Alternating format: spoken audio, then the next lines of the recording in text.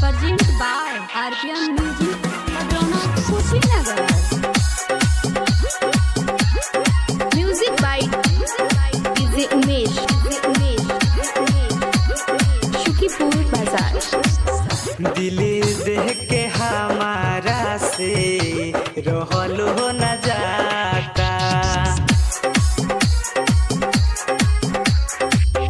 दिल देख के हमारा से रहलो न जाता।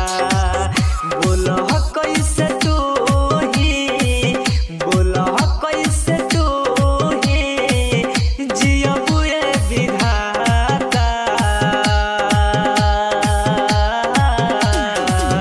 यार के बिना अब तो कुछ ना सुहाता। दिल देख के हमारा से रहलो न जाता। Mix by Deepu Dehati.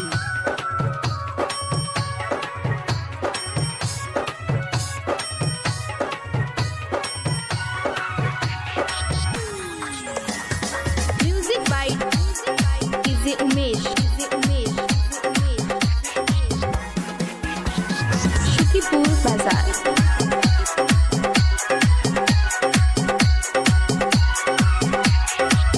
सूते जब जानी तो आवे न नींदिया। याद उनकर आवेला माथवा के बिंदिया।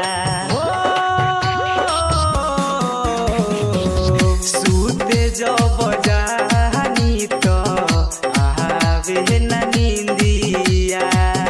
याद आवतावे उनकर माथवा के बिंदिया।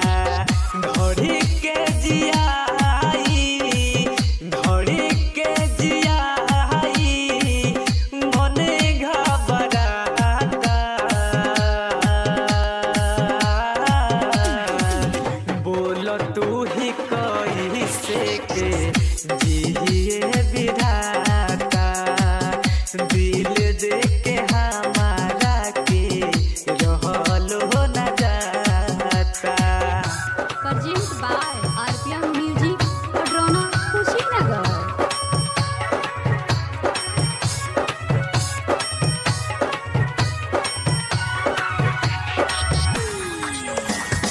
Music by DJ Umesh, Shukipur Bazaar.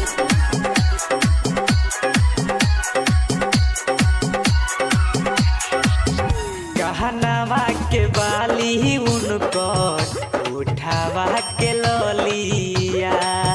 Mohan करे जाके चूमी धके दुनु गलिया। हो गहनावा के बाली उनकर उठावा के ललिया।